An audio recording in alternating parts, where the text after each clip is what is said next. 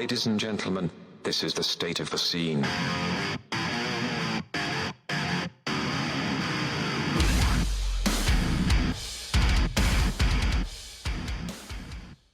Yo, what the fuck is up, Warped Tour, the state of the scene at SOTS Podcast on all social media. Sam here with Marcos. What the fuck is up, Marcos? Not a whole lot. All right, good.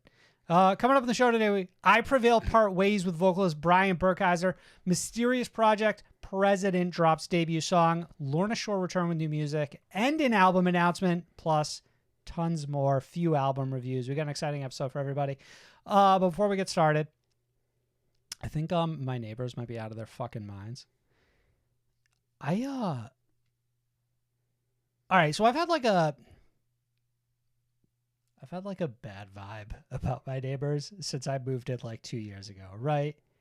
We've kept our distance. If we see each other while we're like both out in the driveway, we'll like wave, whatever, who gives a shit. But like we've never They actually sound perfectly normal. Even okay. Well, hold on, let me build here. We've never had an actual conversation, right? You sound like the weird one. There's some shit going on over on their side of the house, Right. though, right? They've got an in-ground pool that I'm pretty sure is homemade. Like, maybe not. Like they dug a really big like hole. they dug a hole. It's not fenced in. I'm talking like some homeowner special shit. Not a big deal. I don't like. You're fine. making it sound like a big deal. There was one day I came out and they were like shooting BB guns at cans in their backyard. I'm still not judging. I'm like, all right. They're like, hey, you wanna? I'm like, I'm good. You're Thank so you. HOA It's feeling a little coded. judgy, right? You're Mr. HOA. It's feeling a little judgy to you. Yeah. This week they installed a chicken farm.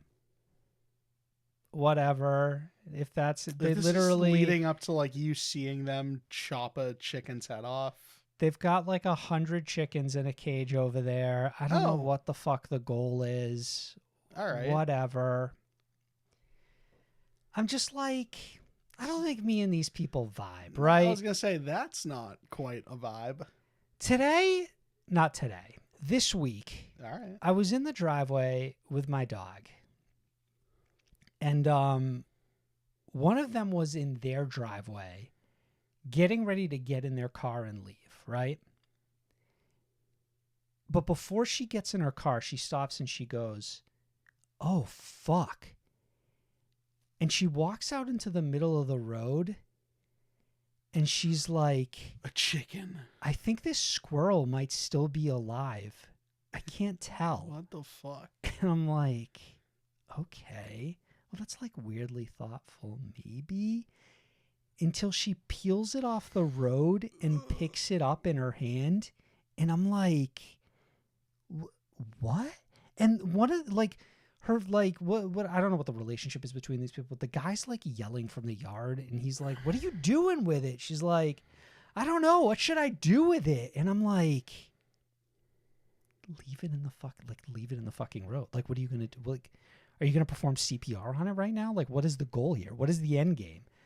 Like, trust me, I'll hard slam on my brakes. I'll curve my car into a tree to avoid hitting an animal. But if it's already been hit, it's game over. You're saying triple tap. What she does is she walks it over to a bush at the end of my driveway and throws it underneath. Love it. And then just gets in her car and leaves. Love it. And I'm like, Do you make eye contact throughout any of this? Nah, I haven't made eye contact with a person in at least 15 years. So it wasn't going to start. It wasn't going to start the other day. I didn't even know, like, I just feel like if you peel a squirrel off the road, you've told me everything I need to know about it. Doesn't go inside and wash their hands. No. Gets in the car immediately and leaves. Like my fucking mouth was agape the whole fight. I was just like staring, like I couldn't believe what I was fucking watching. I was all that to rescue the squirrel and dump it under a bush. So I guess it can die more slowly now. Bro, it died on impact This as is soon as it Endgame. hit the ground again. Maybe. The fuck if right? Possibly. Right? I didn't go Bro, investigate. she tossed it 6 feet. It fell on its head.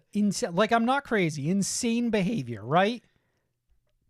All the other stuff I built up to, like, fine. These are my neighbors. I don't know anything about them. You want to raise chickens and fucking do backflips into your homemade fucking lake, by all means. The second you start peeling roadkill off the road, I'm like, somehow the distance is no longer far enough between our houses. This is the type of story that ends up on TikTok, and it's like, my fuck-ass neighbor did a whole podcast intro about me. I'm not crazy. They start throwing squirrels into my driveway and shit, which they pretty much did, for the record. They did. It sounds like They pretty much did. Like, ostensibly, they did. Now, are you going to be cool and retaliate? No, I'm not gonna fucking. I'm not engaging. You're so lame, I'm bro. not engaging. I'm not starting like some fucking like Start a turf war. war Between the two of us. These people are out of their fucking minds. Like, I'm not. I'm already like I'm out. Bro, you're I'm outgunned. Yeah, I'm outgunned. That's You're precisely literally correct. outgunned. They have guns. I don't.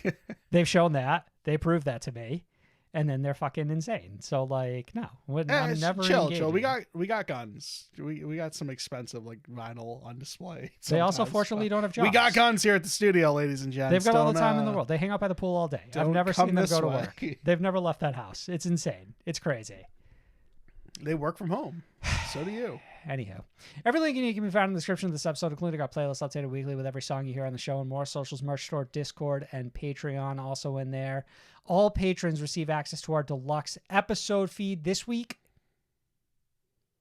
we talk about criminal activity within the 21 Pilots clique. No. Patreon tiers start as low as just $3 a month. Patreon.com/SOTS podcast. Link to that in the description of this episode. You don't know what this 21 Pilots stuff I is? don't know anything about this. All right. Well, if you I'm in for a treat. By join the over on sounds. Patreon and learn at the same time as Marcos does. In the news this week. The news. I Prevail have parted ways with vocalist Brian Burkheiser. Full statement. To our I Prevail family. This is a statement from the band, by the way. This is how I also found out I Prevail fans don't have a name. Yeah, they don't have like a gang name. We're not the Traumatics or anything. Yeah, Like the prevalence to or our something. I Prevail family just doesn't have any ring to it. There's no sauce. I would call them what's the one? I would call them the blank space. You know what I mean? I think that would be a fun one. Well, Today we share that we are mutually parting ways with Brian Burkheiser. This was a difficult decision, but we believe it is the right one, and we are all grateful for the 10 epic years we shared together. We wish Brian nothing but success and happiness in his future endeavors. Moving forward, Eric will continue to be the powerhouse frontman you've come to know and love. He'll be backed up live by Dylan, who you've seen in this role many times over the years at the shows we've performed without Brian. Rest assured, we will continue to deliver the high-energy shows that we've made a pillar of our band, and we will continue to perform all the bangers from our catalog. All scheduled shows will go on exactly as planned. New music coming soon. See you out there. Eric, Steve, Dylan, and Gabe. Marcus, before I even move on from there, let me just get like right off the dome. gut check.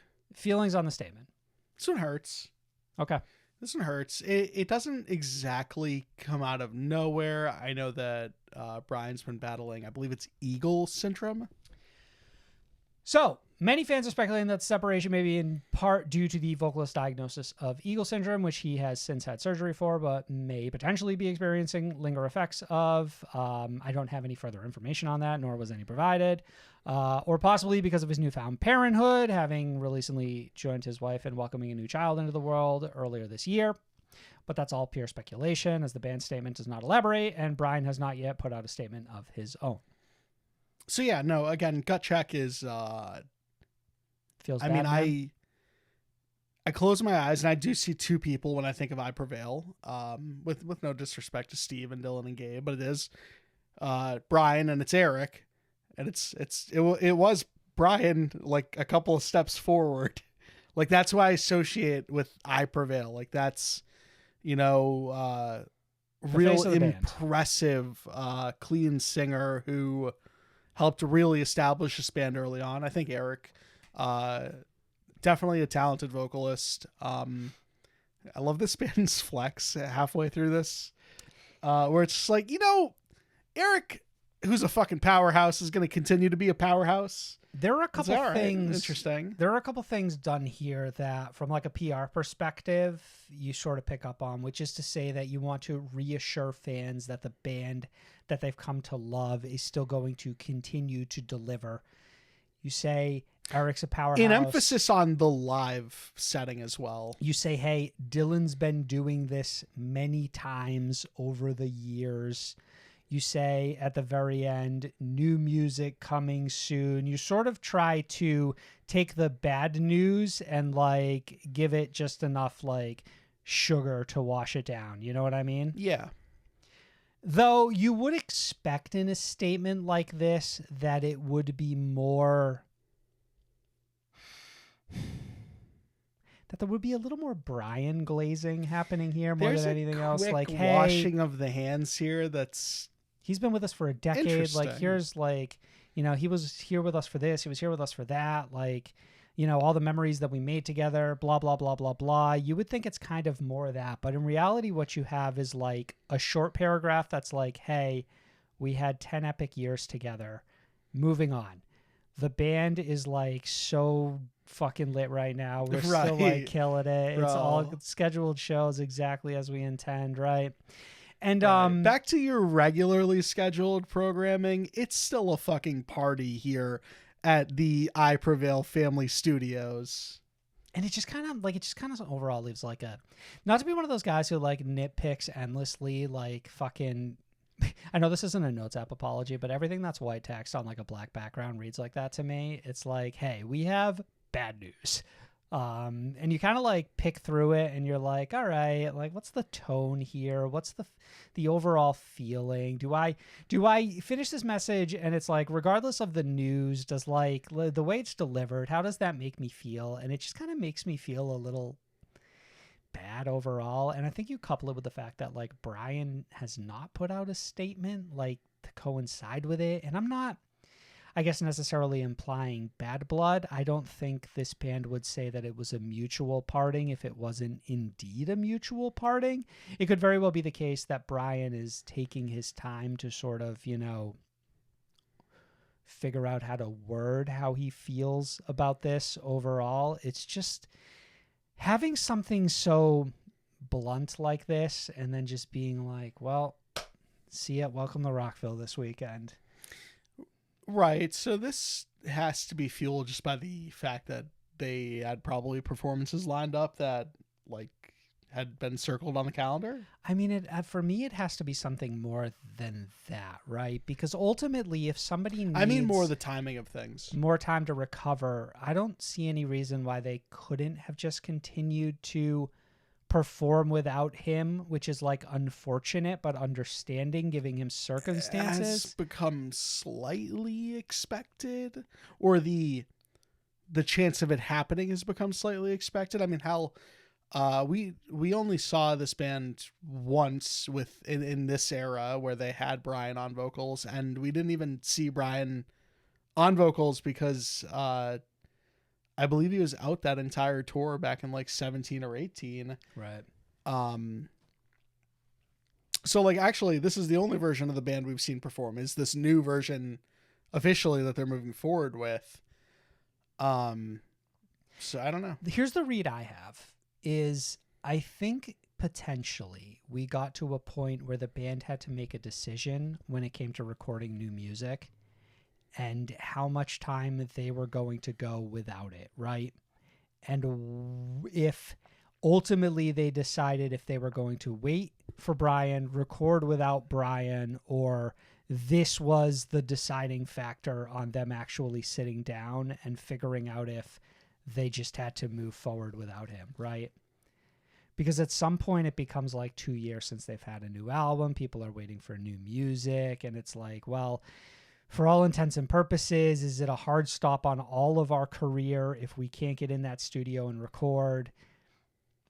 Is it fair to have Brian record anything if he can't perform any of it live? Like, there's probably a lot of nuances here. That's crazy about these statements is you're never not felt like you have more like questions than answers. And that's kind of how I walk away from this one. It's like, I really feel like there's a wealth of detail being left out, which is their right. It's just, it kind of leaves me with only what they give me to chew on. And I don't feel like it's enough for me to like walk away from this and be like, well, that was like, it is what it is. You know what I mean? I'm kind of just sort of left here like, it feels like there's so much more to this, and I would like to know what it is. Open invitation to Brian to come on the show and discuss it. Sure. But it's also like no pressure to him to put out a statement either. It's just like, overall, it's just like, this one doesn't feel good at all. Like, granted, we've been through this so many times that it's almost like, it's like a metalcore band really comes of age when they finally let one of their two vocalists go. You know what I mean? Like, it's like a rite of passage at this point. We've been there so many times, it's crazy. You know what I mean? It's like between like, it's like Issues, I See Stars, Crown the Empire. It's like a metalcore band saying, hey, one of these guys has got to go. It's almost like it's a fucking novelty within the genre. You know what I mean? Yeah. And we'll move forward without him. And like, you still have the same powerhouse vocalist. Rarely is it ever the, it's crazy to watch him get rid of the clean vocalist. And that feels like a rarity. You know what I mean? It's almost always the screamer for whatever reason. It's like, hey, we're going in a maybe like slightly different direction. And it's like, we don't really have like a place for you in this band anymore, you know? And the impression here is that like, do you think we're getting a heavier version of this band, or we're going to see a lot more of Dylan in like the studio stuff? I mean, he'll be backed up live by Dylan as a very... Is that old material, it's though? tough. It's tough. Well, as far as like material goes, this is a very like... I have difficulty reading how much of the long term is actually being alluded to as part of this statement. Because like, you do have the new music coming soon thing there. Like, that's very present. You can't miss that. But there's some of the more like what could be considered short-term stuff. Again, he'll be backed up live by Dylan, where it's like, okay, does that mean it's only Eric singing on the album? Does Dylan not get that privilege? Yeah, that's like the question. Like, what do they sound like moving forward? And, you know, overall, I kind of empathize with this band's situation, and I empathize with Brian's situation even more so. It just seems like this band got a really bad roll of the dice somewhere, because they were truly on top of the world just a few years ago. And now it seems like while they are still fairly popular, they've hit a bit of a roadblock that, you know, unfortunately is something that was completely out of everyone's control. Right. I'm not going to lie. I am pretty disappointed in this being the overall, like what it came to. Like in 2025, we're discussing I Prevail, and it's because, the band's moving on from Brian. Like, none of this feels good at all. I guess you're right. There's like worst case scenario. It's like the band is like, hey, we let Brian go. And that's like, man, guys, have a heart. Right. This mutual though feels almost slightly adjacent to it, where it's like, okay, so Brian isn't leaving the band, right? Right. Where like something like that would be like, oh man, it's like, fuck, that fucking sucks. But it's like, it's understandable. And you just think to yourself, all right, you know, I hope the best for Brian in the future, and I hope the band is able to manage moving forward. This mutually parting ways still has a taste of like, but I don't think Brian wanted it, or he would have just been, Brian has decided to part ways with the band, right? Or am I getting too lost in the language? No, I don't know if you are. The frustrating thing as a fan with statements like these in instances like these will always be when one party of like the two is late to sharing their side of the story, or which is essentially just putting out a statement, a similar statement that's like confirming the bullet points on the other statement, or vice versa, you know? Right. It truly does feel like the missing piece here is just hearing from Brian at all. The radio silence is just a bummer. Yeah. Just overall, everything about this is a bummer. So I know at some point we will hear something from him. A band that coming into this year still honestly felt like they were on top of the world. Yeah, it did. But I mean, this certainly changes the temperature in the room a little bit, right? Our followers had some thoughts on this as well. Jacob over on Patreon said, I Prevail losing Brian was a huge hit for me. The screams were the weakest part of the band IMO, and just can't see them continuing without Brian's influence unless they go through a stylistic change where they lean more into their heavier side, which isn't why I listen to their music. So I don't know, man. I'm interested in what they come up with, but my expectations are low. In all fairness to this band, like they do have some tracks that lean into the heavier side that let Eric sort of flaunt some of those, some of his styles. He fully takes the spotlight, all that sort of stuff. And in my understanding, and personally speaking, like I enjoy that stuff for what it is.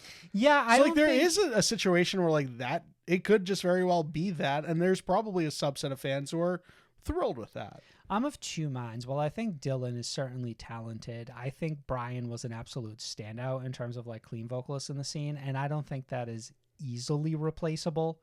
But I also do feel that Eric is a strong presence as a frontman of this band, so I don't think that like just theoretically having Eric front this band is necessarily something that is going to generate like a bad outcome. Blitzhoven over on Twitter said, I have long thought Eric was one of the most talented heavy vocalists in the scene, and that his talents were wasted in a band aiming for an approachable A Day to Remember / Beartooth sound.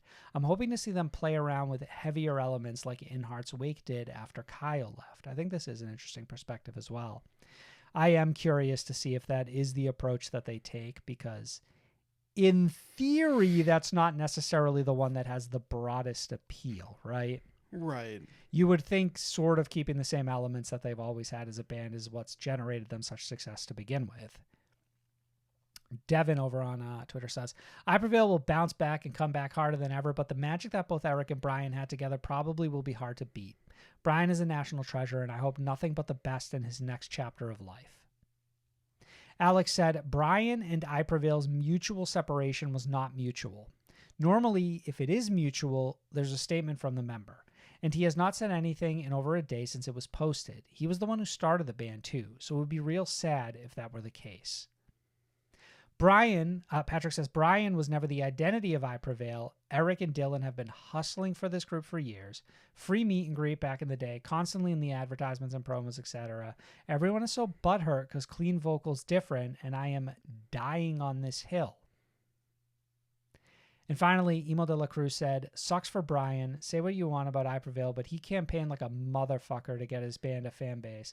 Nothing but respect for him. Gotta wonder if it's medical or not.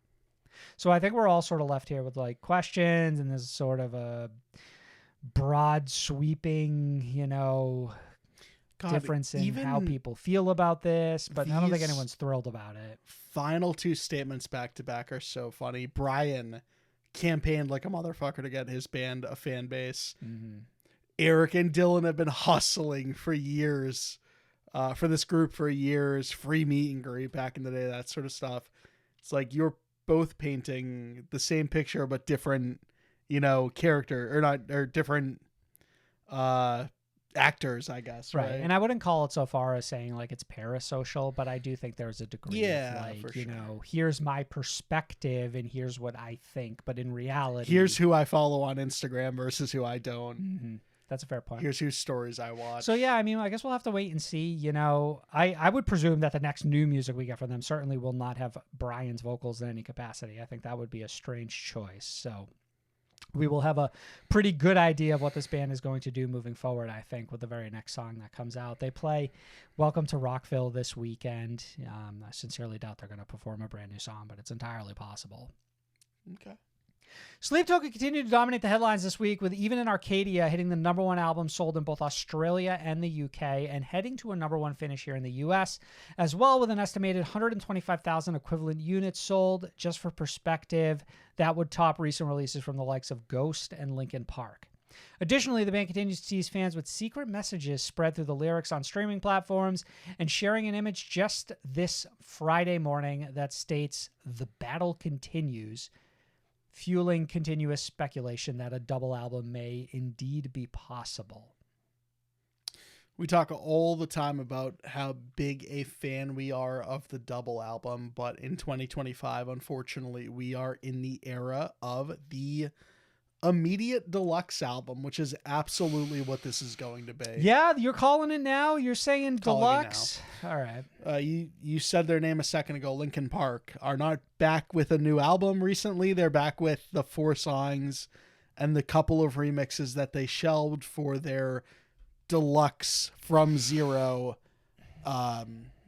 new record. I mean, I don't generally think you're wrong. I think that I do like the possibility that, specifically because it's a band like Sleep Token, the idea that another album that could just randomly come out of nowhere and be built up to, and, you know, be something fans discover through secret messages that they find in capitalized letters within the lyrics of Apple Music.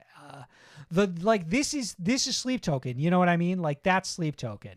For me, like, it's grander than that. It's bigger than that. If it's just like, hey, here's 2 songs and one of them's an instrumental that didn't make the cut, it's go crazy. Like the Japanese version of this, like, vinyl has like an instrumental version of a track or something. Like, for me, that's your deluxe right there if you really want it.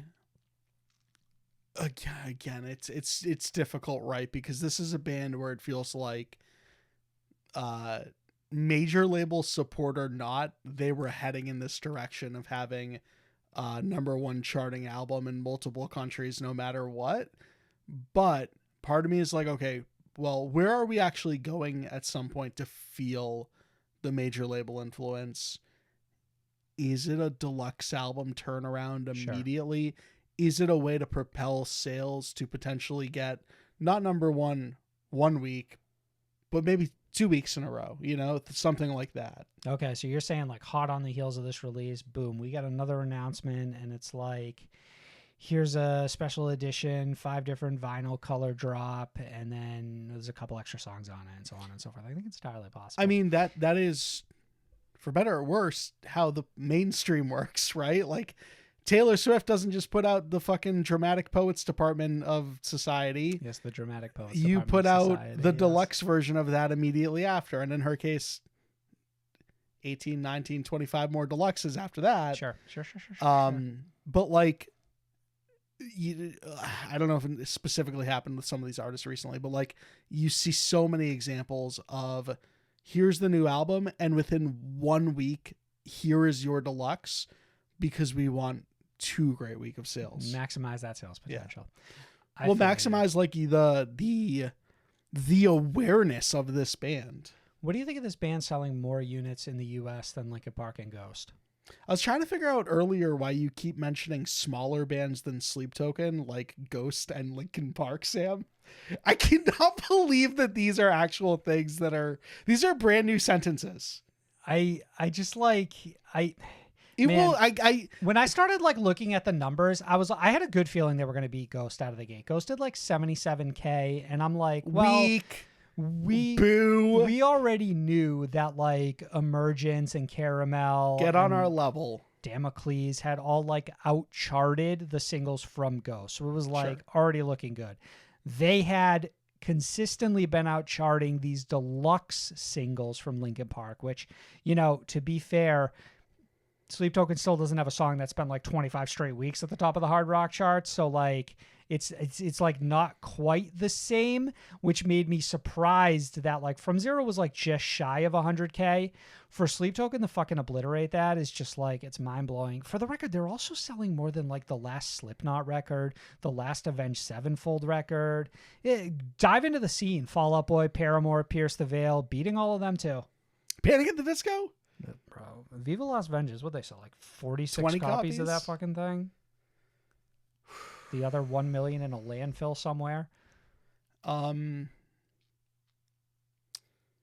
it's mean, just like I'm curious staggering how levels big of impressive. You can get, like, man, even within the mainstream, like, there are artists who are not moving physical copies, and it's all digital, which doesn't actually really amount at the end of the day to a lot of album sales when it's all said and done. Yeah, they also fucking kicked ass on like the vinyl charts in the UK too. Obviously, we're still waiting for like official US numbers across the board. Like think about like Migos back in the day, like would release 3 of the songs of the summer, biggest songs of the year. Yeah. And then you would check and see like how the album did when it dropped, and it's like, oh, it sold 30K units. That's it. Sweet Talking's bigger than Migos. Prime Migos though. Bad and Bougie Migos? It's just like it's fucking who's crazy. to say? Like so there's no new episode next week. We'll be off. We might have something special for you guys, so like hang tight. But like by the time we do get back and talk about it, Sleep Token will have the #1 album. It'll have outsold pretty much all of their like contemporaries, and we're talking like some of the most established acts in rock and metal. Like it is absolutely fucking like mind blowing. Like 5 years ago, you, me, and 5 other guys were talking about this place will become your tomb. Yeah. You know, like it's the fucking rise is like, it's unreal. Marcus Anthony Graham has commented on the future of Circus Survive in a since deleted post on Threads stating, and I quote, "The band as you knew it is gone forever," end quote. I mean, I don't know if this is the common sentiment. My personal feelings is that I've moved on from this band. I kind of feel the same way, to be honest with you. like we got a lot of Circus Survive material. Mm-hmm. I made my peace with that. I think they ended on a pretty strong note. I think that was a double album or a double EP kind of thing that they did. Right. And it had some pretty great material. This was a band that like every other album I was really locked into, and then the next album would come out and it'd be like, nah, where did my love for Circus Survive go? I think what's made this really easy is that LS Dunes has ended up being a really solid project. Totally. So it's not as if I feel strongly that I miss Anthony Green in particular. And while I think Circus Survive is certainly something special within this scene, they've established their legacy. If Circus Survive goes out, they go out as like one of the great bands that ever existed in the alternative really scene. Tight discography. And to your point, like totally different feelings if this is coming from an Anthony Green who is sitting at home raising his son or whatever. Like I'm like, boy, if you don't shut your ass up and get in that fucking studio right now, call up the rest of Circus Survive. Like, no, we're getting Anthony Green. We just got an Anthony Green album this year, and LS Dunes is sophomore. Like, not only that, but I believe he re-recorded like his debut solo album as well. So there's lots. That's fun. There's lots of Anthony Green to go around. There's a little nuance here though. He posted this and deleted it, and he said specifically the band as you knew it is gone forever. Yeah, this is that 20-year anniversary coming up for something. Money talking right now. But is it Anthony Green with, you know, a backing band that isn't the members of Circus Survive? Like, do you think it starts to get messy? Could this get messy? Listen, I don't recall the other members of Circus Survive being thrilled with LS Dunes becoming a thing. Mm-hmm. Yeah. And honestly, you certainly got the impression, a little bit at least, that they didn't necessarily want to end the band. Well, right. And Anthony Green made his choice. So realistically, if Circus Survive do come back with a different vocalist, I think that would be an insane decision. But it would be possible. an insane decision, but they would have my attention. They would certainly, I think they would have everyone's attention, right? Like, for better or worse, like they would have everyone's attention. I wouldn't exactly stick my nose up to it. I'm like, okay, well, yeah, let's see. Let's see if. And again, part of that reason is because it's not like Anthony Green fell off the face of the earth. It's like, oh, I can just go listen to LS Dunes and hear Anthony Green. Yeah. And the other factor being that like he did technically slight the other members and blindside the members of this band a little bit. At least that's how it's been. That's how it was perceived. Portrayed, yeah. Right. Marks, the Poisoned Ascendancy tour comes to an end this week with a small modicum of drama. Trivium bassist Paolo Gregoletto made Isn't that the fucking vocalist of Better Lovers? No. What the fuck is the name of the vocalist? Greg Pistachio or whatever the fuck. Yeah, Greg Pistachio.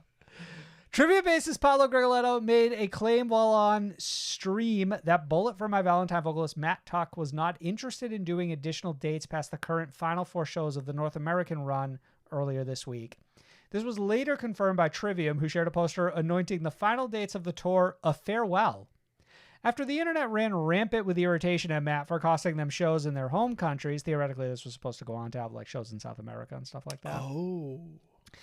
Which were never official, but it was ostensibly the promise this band made. It was like, hey, fucking worldwide, we're bringing this everywhere. Right. It's going to be big. We're coming to Denmark. We're coming to fucking Thailand. We're going everywhere. Mm-hmm. So as I was saying, irritation, Matt costing them shows in their home countries. Bullet for My Valentine confirmed they were doing what they felt was right for the band and would be entering the studio this summer instead to complete their new album.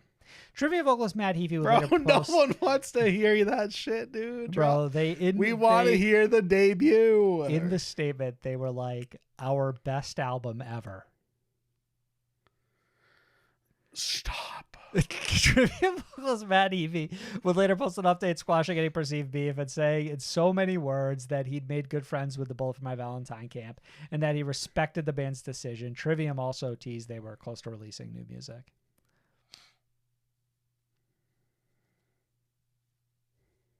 What a weird way to just end this whole thing, right? Like, this has, like, the strongest, like, positive feedback that these bands could possibly garner, right? Trivium's still in the clear here. But it's like, everyone loves this idea. Like, this was a fucking good-ass idea. All these pictures of the band together sitting in, like, empty stadium seats. Right. It's like, we've been boys our whole life. We came up together 20 years, bro. You ain't never seen it done like this. Let's run it back. And we're going to every country in the world, bro. We're going to Switzerland, bro. We're going to fucking New Jersey, we're going to fucking like, you not stopping us. Our asses are coming to New Zealand, bro. We're playing Chile. It's gonna be the wildest shit I've ever seen in your life. They get to the end of this North American tour. Both of my Valentines like, I'm so fucking done with this fucking album. I don't want to play this shit anymore. Knock, Ecuador. Do you know how badly you've set yourself up at this point where you're like, yeah, we're not playing the Poison anymore because we're going to record the best album we've ever made in our whole fucking life. Dude. If that first song comes out mid as hell, you're cooked. Shelve the album if that first song doesn't change a life. Shades of career suicide, Sam. It's crazy. I mean, part of me gets it. You know, this is funny because it's just like the discussion we were having last week about bands being like, I fucking hate playing my old album. This was like the alternative, right? These bands were like, there's nothing we want to do more on this world than play the fucking Poison that we recorded 20 years ago and play for you every fucking night of your life. Bro, these two bands couldn't keep their hands off of each other for like the past year. Right, like, Roxtown put out a cover of like Matt and Matt making out together. It was like insane. Just endless glazing. Like, bro, you want to know what inspired early BFMV, Trivium, and then like vice versa. And then all of this culminating in like the Bullet for My Valentine guys being like, touring's actually mid. We're not trying to do more of that this year. There were a lot of people who were like, and granted, this is like fans giving their opinion where they're like, yeah, Matt's always made all the decisions for this band. So it's like, they probably didn't have a choice. And like what Matt says goes. And if he didn't want to do it, then none of them were going to be able to do it. Part of me is kind of excited to see what Bullet for My Valentine does next in a like, maybe they have a renowned sense of like passion and excitement for the metalcore that like bred them. You know what I mean? Like maybe weeks and weeks and weeks. And no, we're not doing this. We're not doing this. What do you mean we're not doing this? What are we doing this? We do this all the time, Sam. We're not doing this. What? I'm too optimistic. No, I think something good could happen in this fucking life. How many times do you want to be burnt, Sam? I don't know, man. How many times have we done this? I thought just maybe. Maybe this could be it. Anyways, new music from Trivium and Bullet for My Valentine coming later this year. Ollie Sykes of Bring Me the Horizon and his wife and musician Alisic have announced they are expecting twins. Margos, what does this mean in terms of Posthuman 3? Delayed. Is it fucked? This also delays Posthuman 4. There's two options here. There's no way they'll get it all released in a year now. You have theoretically a clean 5 months to sit that ass in a studio and record as much fucking music as humanly possible, right? Or you are there for your wife Boo. and your children. Tomato. And we don't get Posthuman 3 till like 2030. And the fucking 4 EPs in 4 years dream is the most dead in human history. Bro, how are they going to get this all done by 2021? All right, hold on. Ollie Sykes, he takes like a 2-year hiatus. Bring Me comes back. Jordan rejoins. I'm dreaming. Jordan, like, they find each other. They find each other. Right, yeah. Right? Yeah. Jordan's in the delivery room. Jordan delivers the twins. Jordan delivers those twins. They're so forgot fucking... he was a doctor. They're reconnected. Wait, he is? Yeah. Shut up. Jordan Fish is a doctor? Bro, Dr. Fish? Come on stop. now. Don't fuck around with me. Don't fuck around with me right now. Don't fuck around because I'll believe you. He's only a doctor on the on that board. Doctor I of the don't know what boards. Yeah. they call it. Man, this is so fucked. Congratulations, Ollie Syke and Alice Sick. I can't believe you do this to us. We're only gonna get happy Bring Me moving forward. Insane to we're put fucking themselves cooked ahead of the entire fucking scene like this. My understanding right now is that we are going to get a boy and a girl.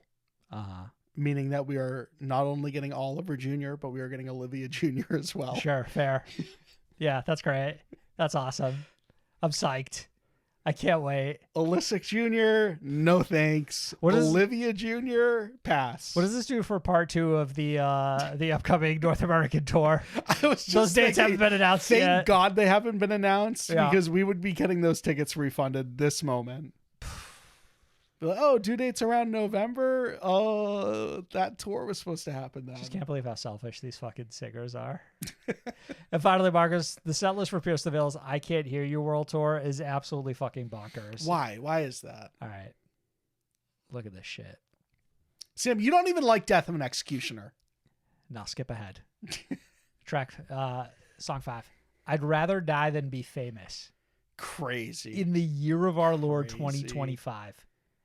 Crazy. Yeah Boy and Dollface. She makes dirty words sound pretty. She makes dirty words sound pretty. Are you with me? Are you with me now? Immediately into Today I Saw the Whole World, by the way, which is one of this band's most underrated songs. Fucking insane. Well, forgive this band for putting... I'm pretty sure Wunderlist is a cover, and I do not understand why this band is so desperate to cover shit when they have so many good songs. Disasterology. Crazy. Hell Above. Only the good songs from the last album. Only the good songs from the last album. A lot of people also pointed out, apparently there's been some sort of war waging between Pierce the Veil fans, new and old, that Misadventures has been betrayed by this set list. I believe 2 songs from that album make it on here. 3. So Floral and Fading, Circles. Today I Saw the Whole World. Today I Saw the Whole World. That's not album? terrible. That's not terrible. That feels... listen, if we're being honest... No. Is there more than than that? that? Crazy? Is like Hell Above not also off that album? No.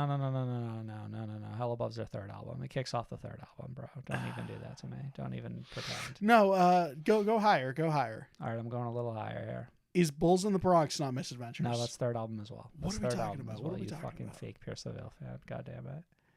The only song missing from Misadventures, Like that legitimately it's should be Dive here? In. Oh yeah, Dive In.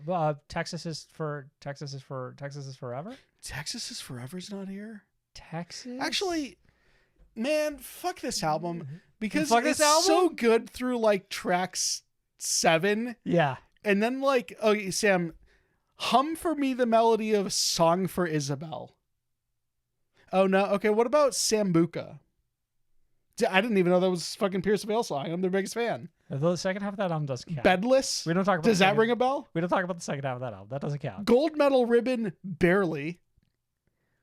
Phantom Power and Ludicrous Speed. It is a slight that Texas is Forever and Dive In aren't on this at the very least. Divine Zero is, I mean, that song's probably had its day, but another banger from that album. Does that album actually have a lot of bangers? Am I crazy? We just did this. It doesn't. It's got 4, and then the rest of the album. Overall, I'm like relatively happy with this. I will say it's slightly strange that this band would drop a brand new song before their tour and then promptly not play it. It's weird. It's a weird Like, why are you decision. going to be like, hey, we got a brand new song, Kiss Me Now, when our tour's coming up, and then you like go to the tour and it's like, fuck that song. It's like, what? What the fuck is this energy right now? It's not the Kiss Me Now tour, is it?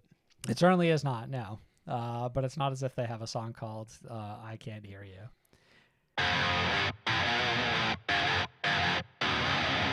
The Spotlight. In the Spotlight So this lyric. week, every week we, alongside our listeners, will help shine some light on smaller bands within the scene. Marcus, this week you brought a very special spotlight to the podcast. Outsider Heart.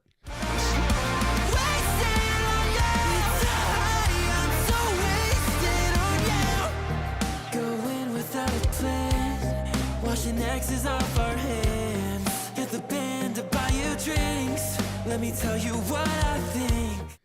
I felt inclined to include their whole Spotify biography because it's fucking nuts, Sam. All right, go crazy. It starts black painted doors, the sound of designer shoes on wet cement, the smell of cheap perfume, the energy in the air of a packed room, the sweat dripping from your hair. Each is a reminder of your individualism, a party that no one would let you have. You're right, this is insane. And then they go on to glaze themselves crazy style. So, Outsider Heart is a group of prolific songwriters Yeah. and audiovisual creatives hell-bent on proving that it's better to be an outsider. I jumped ahead slightly, but I mentioned the glazing thing. I wanted to get right into it. Yeah. But emerging from a passionate live scene in Columbus, Ohio, Outsider Heart shimmers under the dying light of the modern day rock band, combining angsty pop melodies and infectious rock instrumentation. They blend fabulous and youthful attitudes in a glimmering new light. Shimmer, glimmer, whatever you want to call it. They hit the nail on the head as far as angsty pop melodies, infectious rock instrumentation. I heard the song High, Wasted on You, which is from 2022, full transparency. So a little on the older side, but a definite earworm.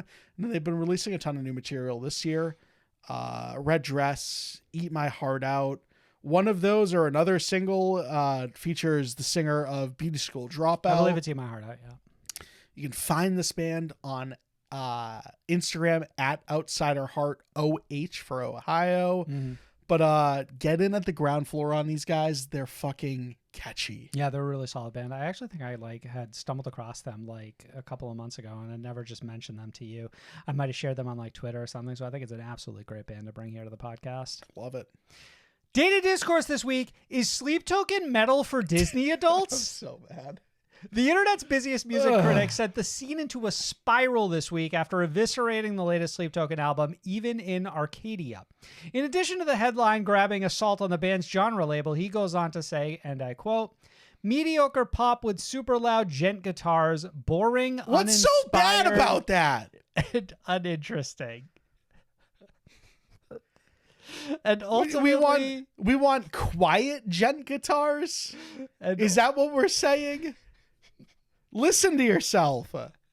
and ultimately rewards the album with an astoundingly low 2 out of 10. Isn't that better than Take Me Back to Eden? Wasn't that barely a 1?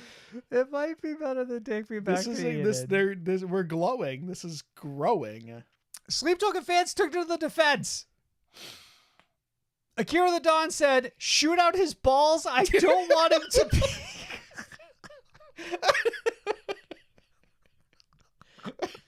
I think you can still pee without balls, or am I crazy?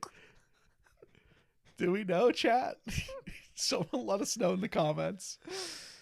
Griffin said, "Well, this boring and uninspired band is doing quite better for themselves than Fantano is, so I don't want to hate Fantano, but whenever he reviews artists he as a listener doesn't enjoy, he gives off, quote, critics are musicians who never made it vibes." Jody said, "I've tried to avoid this guy's review bombing for so long, but I'm so tempted to comment on his stuff directly. Just because it's not your thing doesn't mean you have to shit on it. Stop reviewing them if you don't like them. KM said Anthony Fantano needs to shut the fuck up and listen to the album again. I love the insistence that if he just heard it one more time, he'd actually turn around on it. This time things will be different. He'll come around. Cinna said, I mean, Fantano has shit taste and pretends like he knows everything there is to know about music, so this tracks. Oh, damn. Jose David Mejia said, you know the album is great when Fantano gives a bad rating. Caramel from my mouth. Caramel says, the bad take machine has produced another bad take. Who could have foreseen such a turn of events? I'm so glad these aren't in reply to something we said.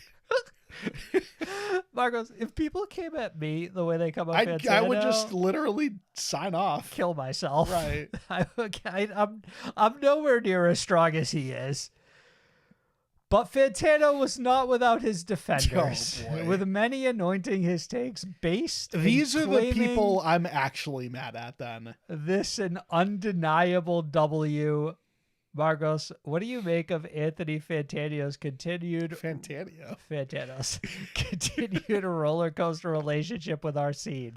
Are you here for it, or do we have to kill this fucking clown? I think everyone just needs to grow thicker skin. I don't let these reviews bother me.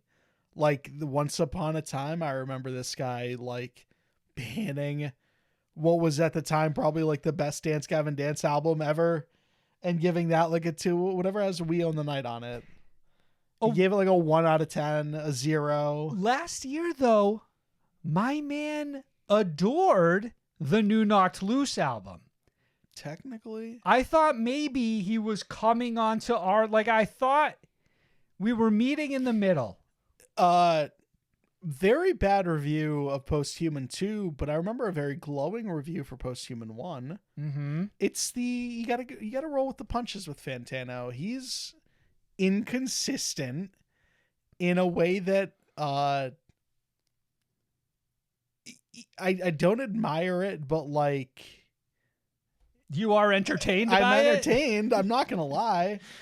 And obviously, like, he does know what he's like. He's not going to not review the Sleep Token album because all press is good press, and if people are bashing the shit out of him for it, at least he rage baited, and went out in a chariot of flames.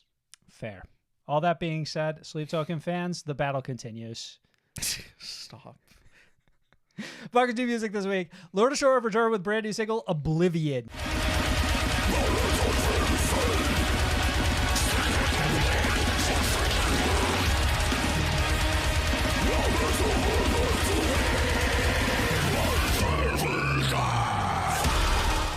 New album, I Feel the Ever Black Festering Within Me, is out September 12th via Century Media Records, and it's the follow-up to 2022 full-length album, Pain Remains. Marcos, we have a reaction to that. You won't be missed. Over on our YouTube channel. What did you think? Wait, are you a fucking Pain Remains hater? Is that what that was? This band made me hate Pain Remains. What? You go on That's a 19 good album. fucking world tours That's for a Pain very good Remains. album.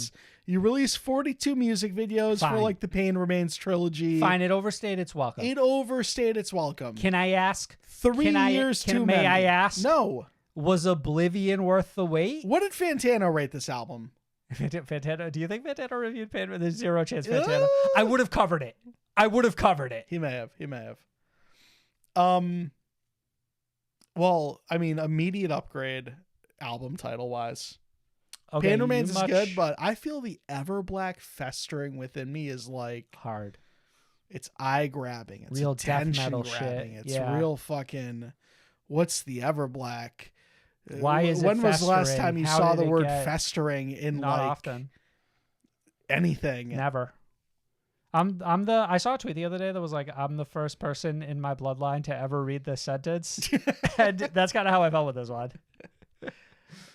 It honestly gives the same impression that the latest Knocked Loose record did as far as like the naming convention goes. It's got a weight.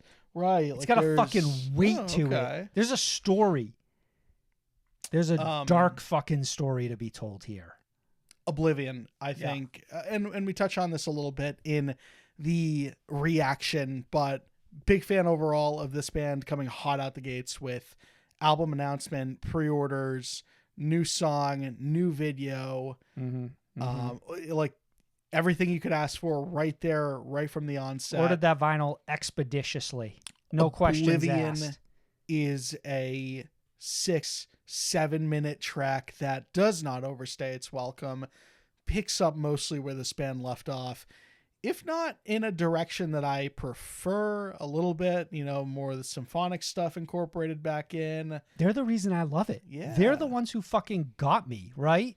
It's like suddenly deathcore was on the map for me with Lorna Shore. Yeah, totally. What did Will Ramos have to say on the track? So, vocalist Will Ramos on the new track. Quote, I imagined a post-apocalyptic world in the hopefully distant future, a world where we have sown the seeds of our own destruction, the idea that we wished for better, hoped we were doing something that would help save us in this dying world, only to end up accelerating its inevitable destruction.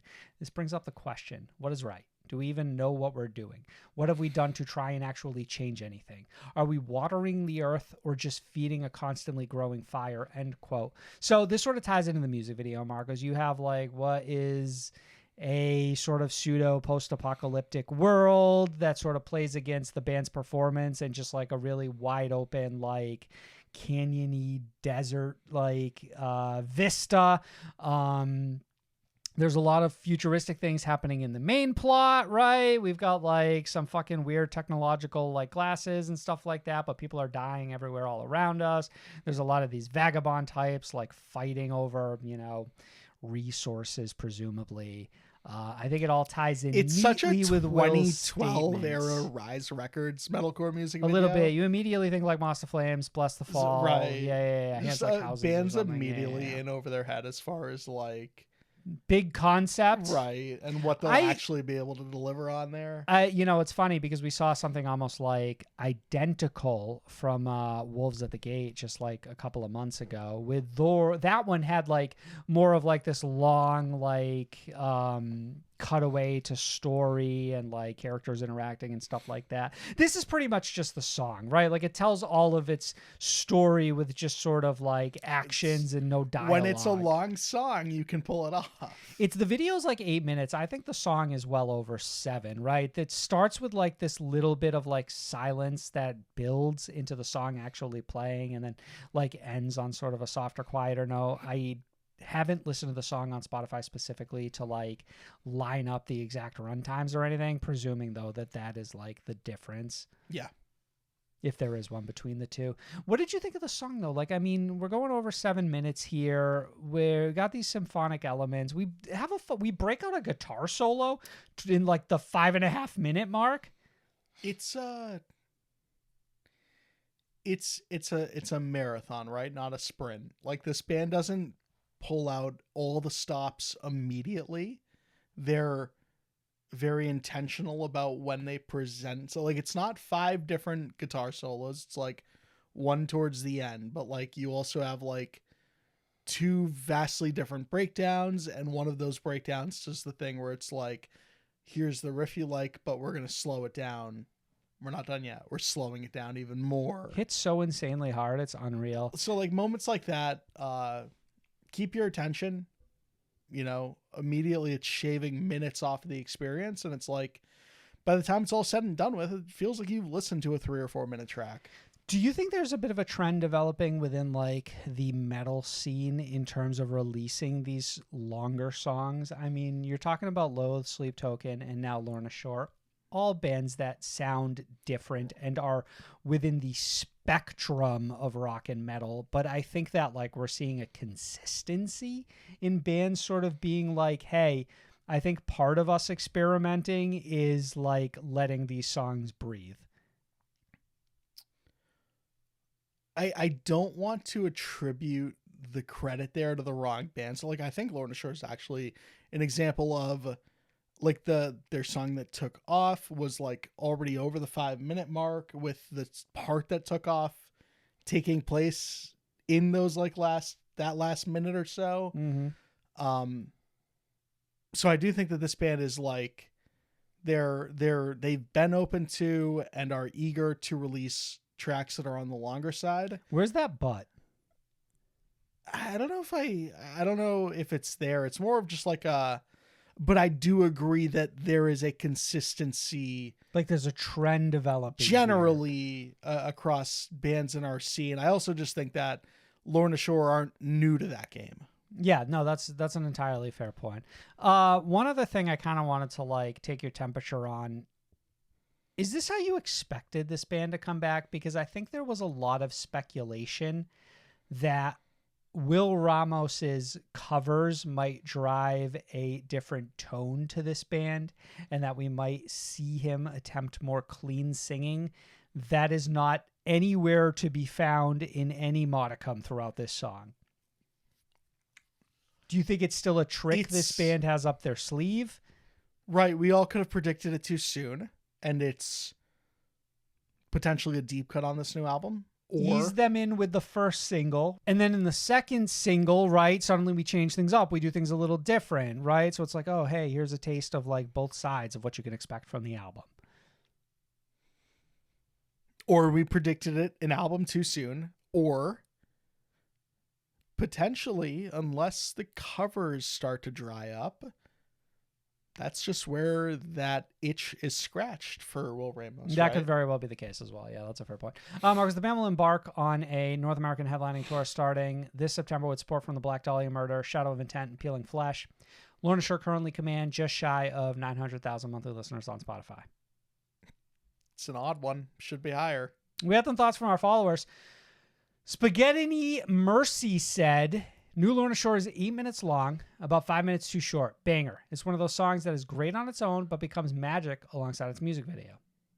Scott Hurt said, the new Lorna Shore song is just perfect. And Jonathan said, that new Lorna Shore song is great. It's just hard to vibe with. It's a great comeback after years, but it doesn't hit like how Sun Eater hit as a first single. Pain Remains has such a groove and melody to almost all the songs, and I'm missing that aspect there. Still excited for more. President have released debut single In the Name of the Father.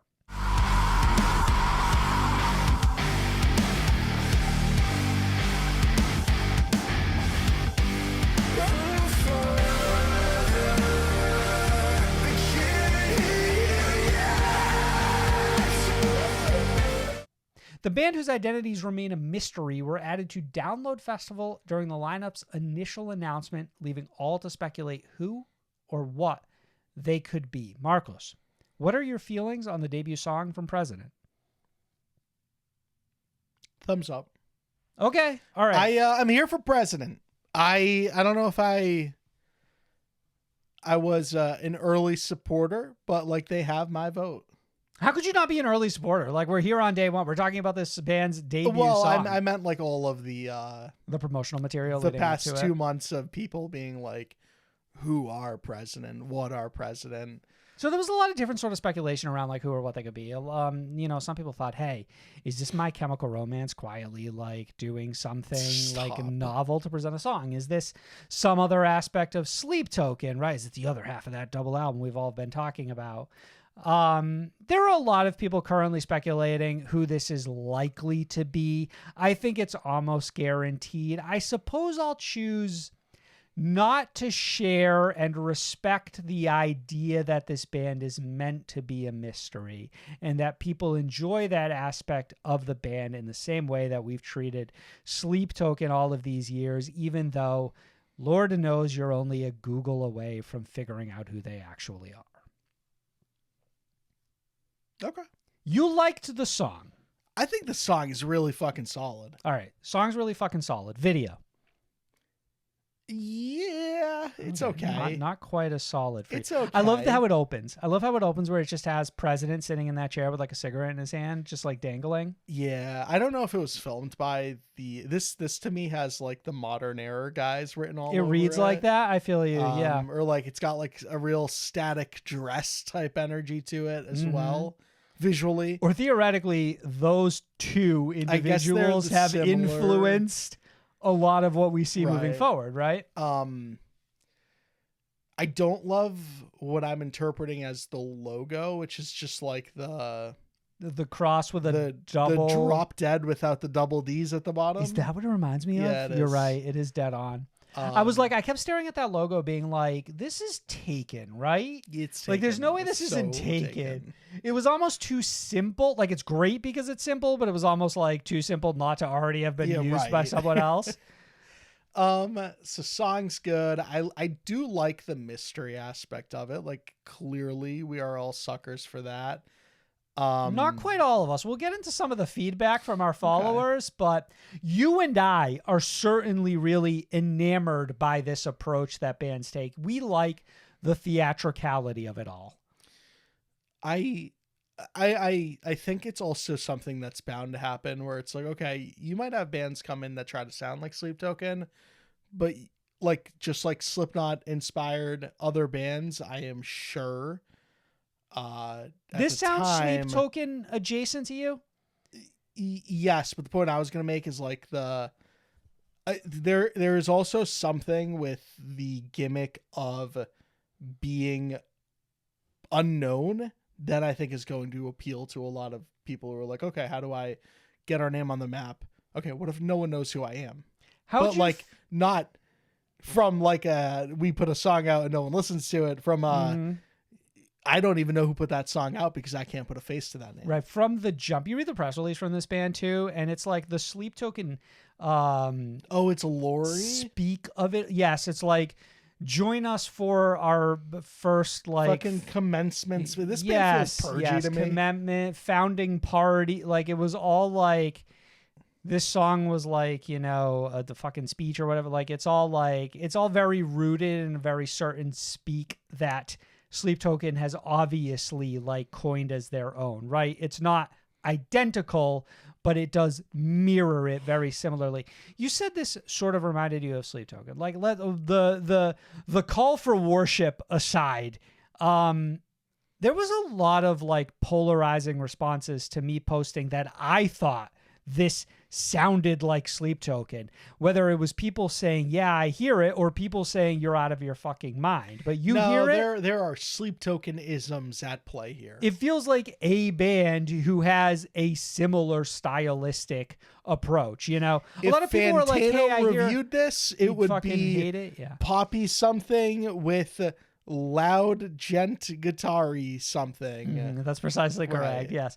A lot of people were pointing out like, hey, I get some Dayseeker from this. I get some Bad Omens for this. For me, those bands sort of all do exist in the modern metalcore like space, right? And they all have a slightly similar approach, even if they don't sound identical. The band will perform at Download Festival on June 15th. Marcos, it'll be their first performance ever.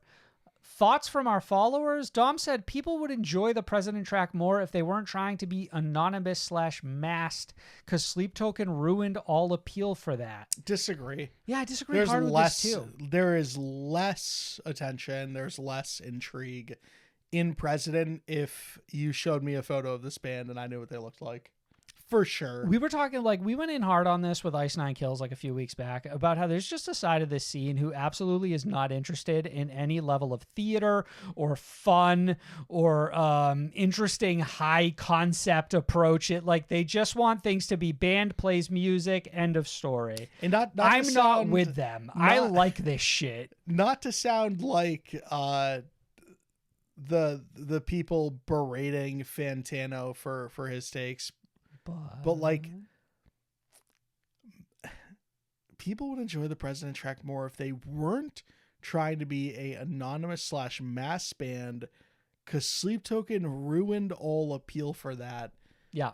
The band who is on the tip of everybody's tongue, who just did like crazy numbers on an album off the backs of the continued intrigue of being a mystery collective, have somehow ruined the appeal. No, the appeal has literally never been higher.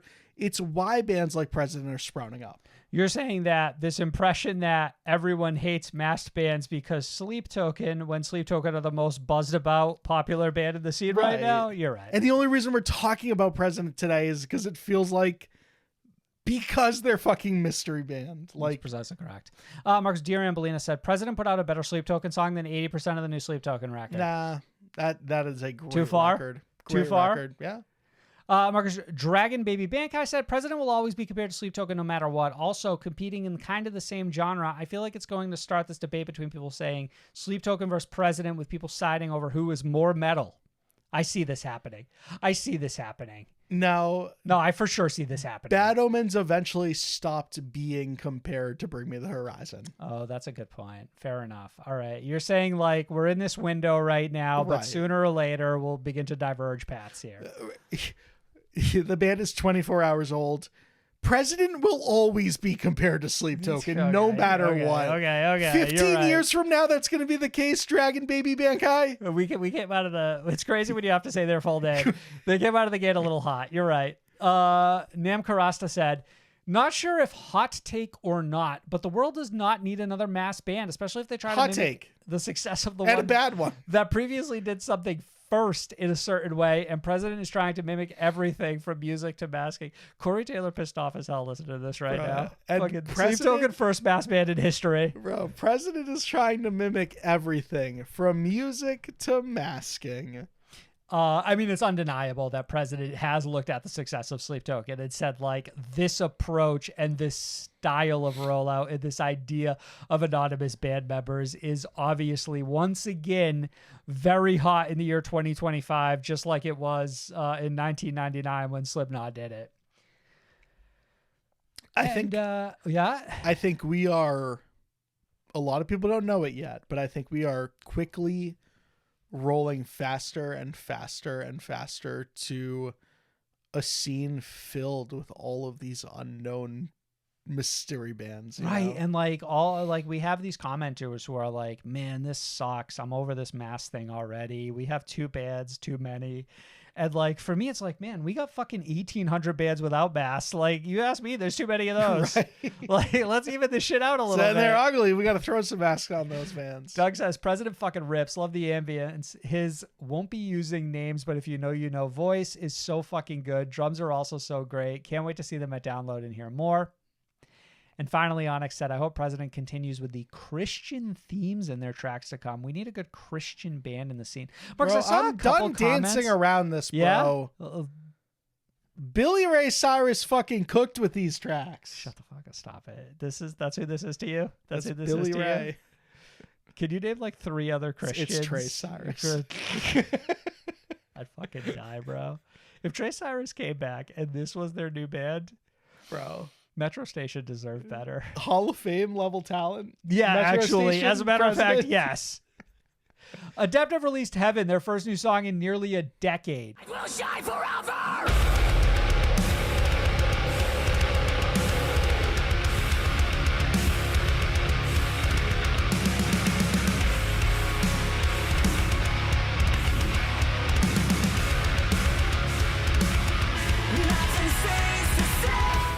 The band's last release was 2016 full-length album Sleepless. They reunited for a 20-year anniversary show late last year in Germany. It was their first live show in half a decade. Brand new music. Adept is back. Marcus, you and I were talking about this, and we couldn't remember, but are fairly certain we must have reviewed Sleepless by Adept because, we did. back then a metalcore album came out, it got top priority. You know what I mean? Bro, top priority, the special, like, the most glazing any album could get. And we didn't fuck with enough genres back then where we would end up like a week, like this week in particular was like, oh man, we got 4 albums. Like, what the fuck do we review? Everything? It was like, nah, we got one metalcore album. It's Right. top priority. We got it's the only 52 one a dropping year. this month. Yeah. Yeah, there were some sick tracks on that one, and I unfortunately just I feel like it didn't feel like Adept went away. Like, here I was thinking that we've been getting Adept albums. Turns out I've probably been thinking of a different band. I mean, I think that's bad. Like, if you felt like Adept was here the whole time and they hadn't been, part of me feels like you weren't overly invested. I don't It's think not like I don't think you you're remember wrong. every day without Bless the Fall or I See You're Stars. You know what I 100% mean? right. It's more a matter of like, okay, well, Adept are also really good at being a metalcore band, so like, okay, now you're telling me they're back. They're wearing masks now. We don't really know who they are anymore. Sleepless was a sick album. I'm thrilled to have this band back, even though I didn't quite notice they were gone. So the question now begs, what do you think of Heaven? Picking up right where we left off 10 years ago, Sam. It does seem that way, right? Like, I mean, Adept kind of just slide in, and they're kind of doing exactly what they were doing before. They sound like metalcore from 2016. I was going to say tongue-in-cheek, whatever. It does sound like it was plucked right out of 16. This is off Sleepless Deluxe. They're dropping it 10 years after the original. Re-recorded deluxe. Do you have to re-record now from 2016? That would be crazy. I guess it depends what your production budget was at the time, I right? think anything that's 10 years old, bands are just going to be like, run it back. Yeah, you might as well reprint that vinyl while people, it's on like people's mind. Yeah, I'm kind of with you. Music video for this is certainly something. They're performing in like a clock tower, I guess. It's a lot of CGI coupled with the band performing in an actual room with a bunch of clocks on the wall. Conceptually, it's fun.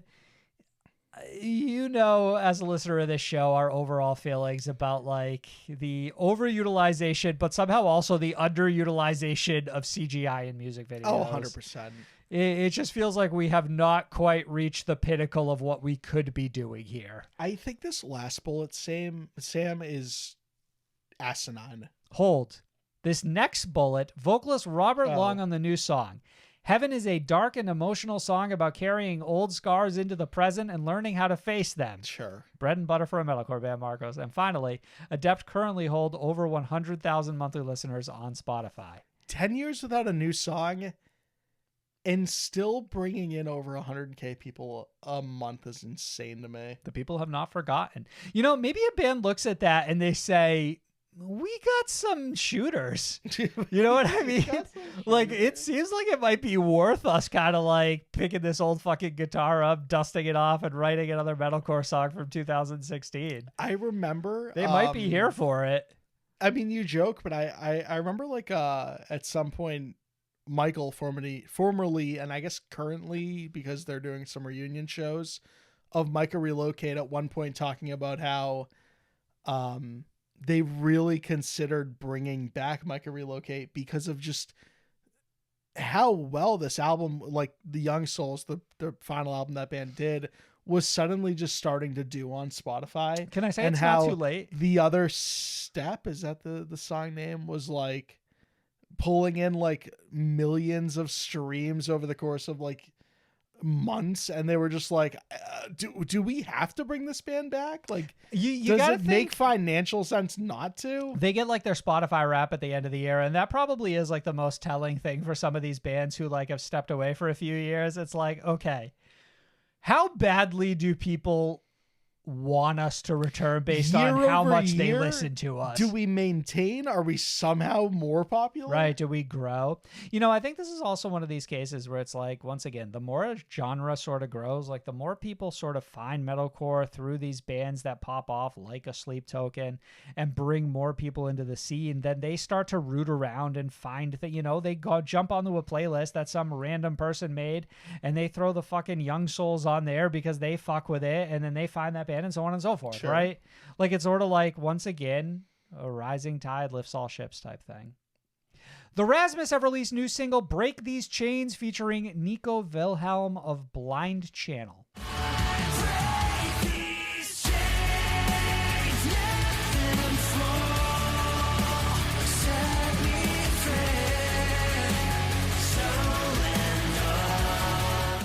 New album Weirdo hits September 12th via Better Noise Music and will feature previous singles Creature of Chaos and Rest in Pieces. It'll be the band's 11th full-length record. Thoughts? I mean, you and I haven't been paying much attention over the decades to the Rasmus. I don't know if we've ever talked about this. Out of Finland. Listen, it's well documented that you and I do not give the Finnish scene enough attention, nor enough love. Okay. We hear you. We're working on it. All right, Finnish fans, we got you. But this song is a surprising little banger. Break These Chains. I think it's boosted by having the Nico from Blind Channel feature. That's what pulled me in, right? I think that's why this even showed up in my algorithm, because it's like, oh, you listen to Blind Channel. Well, check this out. Well, the cool thing too is like ultimately it's also not why I stay either. You're right. You end up kind of walking away from this being like, oh, is the Rasmus just this band I've been sleeping on for checks notes 25 years? 2/3 of my fucking life. Like, I guess, dog. Per blabbermouth.net, Blind Channel vocalist Nico Wilhelm on working with the band, quote, "The Rasmus are heroes of mine. So obviously I was excited when Lori, vocalist Lori Yon, called me and asked me to be a part of this song, even more so when I heard the track. The heavier sound suits them so well. I'm so hyped about where they're headed and what's to come," end quote. And Lori on the song, quote, "I find it comforting that our 11th album, Weirdo, has pretty much the same message as our first album released in 1996. It is to defend and praise the ones who are different from the masses and proudly being themselves as they are." The Rasmus currently claim 3.6 million monthly listeners on Spotify. Any final thoughts? 11 albums since 96 is actually crazy work. That's consistency. It is. Right? You've just been a band. Like, that's been your whole life. You just, like, you put every 4 or 5 years or 2, 3, fucking whatever amount of years, you put out a brand new album, and you've done that your whole fucking life, dog. Dwayne has released brand new single, June. Every time we get around each other makes me wanna dance the night away. We got hit by cameras with no example yet. Everybody still wanna watch. New album drops July 30th via Fearless Records, same name as this track, and it's the follow-up to 2022 album My Favorite Blue Jeans. It'll feature previous singles Biological, Highway Robbery, and Love Raider. Marks, what do you think of this song and the music video that accompanied it? Still love Dwayne. Okay, yeah, no, I'm with you on that one. Not to feel like Dwayne is one of those like enigmatic and like magnetic just vocalists with ties to our scene, period. He fucking eats up the screen in every music video. Yeah, like both just visually and audibly. Can't like peel your eyes off of like their performance, right? Like it's a performance. I'm really excited for this one. I think that really like June. I think it's a solid, like all of these singles have been solid. I liked Highway Robbery, Love Raider. I still feel like My Favorite Blue Jeans came out way too quickly after that debut. Stains, I think it was the following year. Yeah. So I think like now, to me, and the reason I say that is because it felt like not enough time had passed. Even though there were plenty of songs I liked on My Favorite Blue Jeans, today, new album coming, 3 years removed from that last record, now it feels like I need more to win. Right, like your anticipation has grown. Right. Like, yeah, you're ready for that new music. Marcus, the album is set to feature a collaboration with I Don't Know How vocalist Dallin Weeks. I mean, that increases my intrigue, right? Like now I'm even more invested. I see something like that and I'm like, okay, best is yet to come. Like that's a really intriguing and exciting combination. Like that's a guarantee of a good song, to be honest. He'll be supporting Red Leather on his headlining tour starting this June, and Dwayne currently sits at nearly 300,000 monthly listeners on Spotify. Finally, Beauty School Dropout are back with their new song, On Your Lips.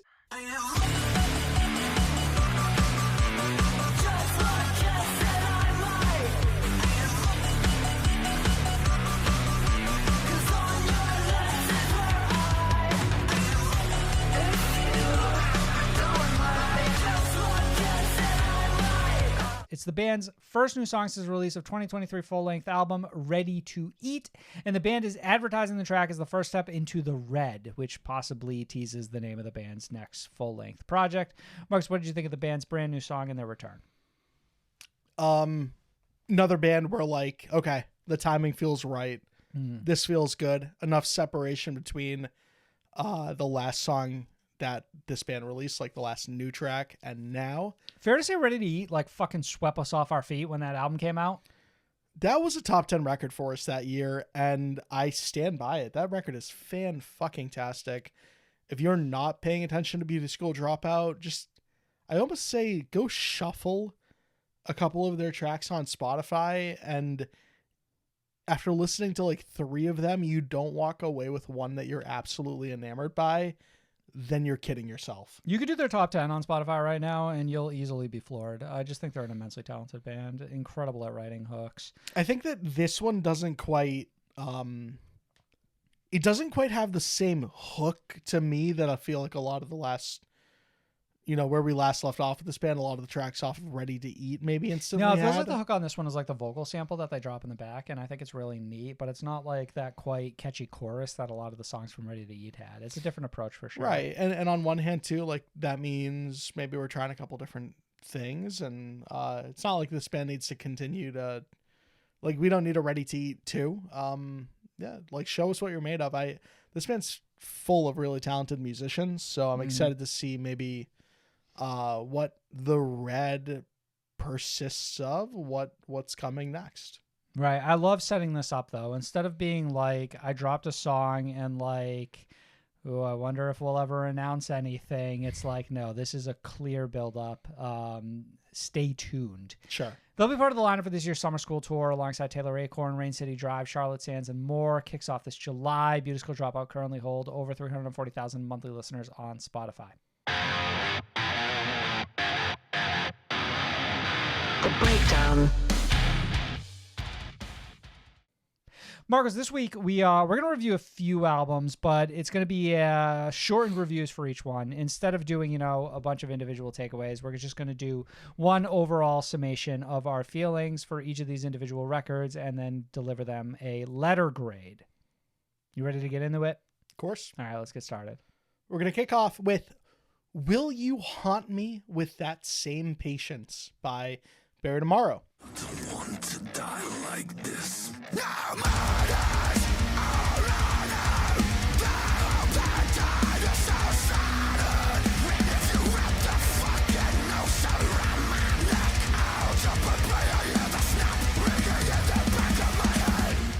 It released the 16th of May, 2025 on Music for Nations. It's this band's 8th record, and it was produced by Carl Brown, known for Sleep Token, and Sleep Token. Okay. And the band average about 700K monthly listeners on the old Spotify app. It's actually really solid. That's slightly higher than I thought they were at, so I'm actually fairly content with that.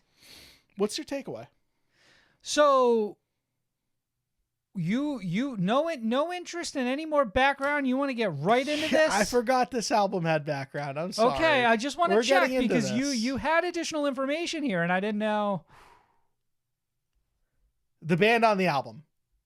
I think this record reflects the fact that we've shared and spent so much time together over this past couple of years, says guitarist Chris Dawson. We've essentially done 2 world tours since we released The Seventh Son, the band's previous album, and that's an album I'm still so proud of. It honored what Barry Tomorrow has been from the start and acknowledged where we were at the time, whilst still being sensible in bringing in new influences.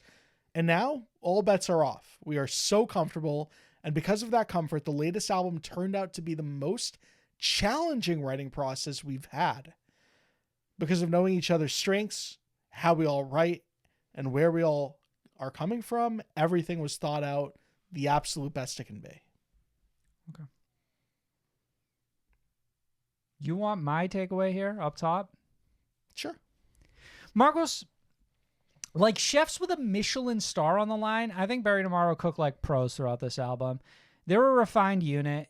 You get that from that comfortability in the statement earlier on. They've trimmed the fat from every inch, and there's not a blemish to be found. This album is undeniable proof of their never-ending talent. Their instrumental core continue to season each of these dishes with lip-smacking riffage and decadent percussion. See Wasteland. And they are not without some unique twists and turns to the familiar recipe.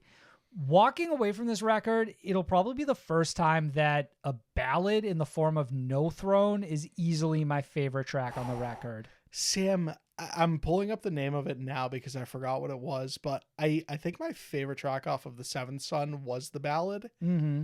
And I think it was the closing track. I feel like I feel like in the title. it wasn't yours. Like, what are we talking? It was it the Carcass? No, it wasn't. It was like Majesty, I think. I think you're right. I believe it was Majesty. No, Something like that. because my favorite song on this album was easily Abandon Us. Abandon Us is good. Abandon Us is good. The Seventh Son, honestly, first time in a while that Bury Tomorrow are coming to me with expectations they need to meet or succeed or exceed. Okay. Like, Dark Flame I was fine with. Cannibal, fine with. Did not like one of the albums that came in between some of those, Earthbound or whatever. Yes, Earthbound was, I think you and I were both pretty cold on that one.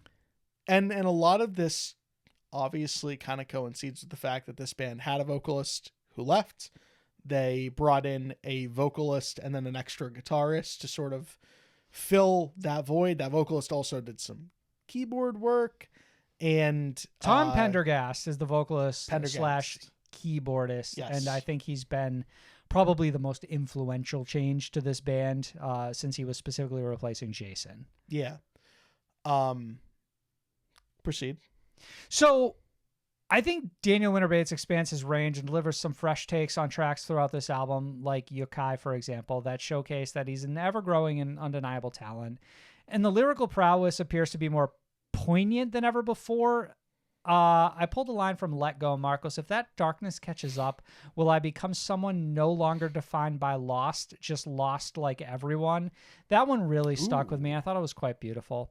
I don't think this is necessarily my favorite album from Bury Tomorrow, if I'm being honest. It lacks an element of intrigue and novelty and surprise, like the new stylistic shift that we got on The Seventh Son when we brought in vocalist keyboardist Tom Pendergast in particular. But I think it's enjoyable and consistent and well crafted throughout. I settled on a B+ for this one. Interesting. So my one takeaway is a call out to the United States of America.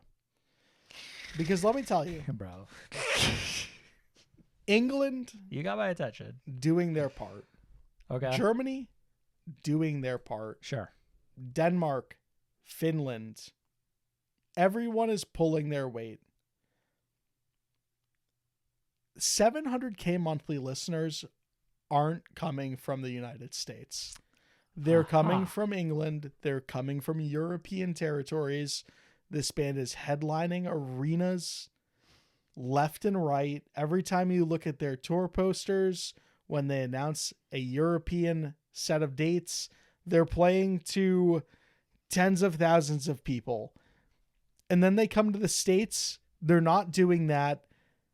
And I think if you ask every person in line at an Invent Animate show or an I Prevail show or a Motionless in White show who Bury Tomorrow is, you'll maybe get 1 out of every 20 people who might know who that band is. So what you're trying to say is that if this country is united on anything, it's sleeping on Bury Tomorrow?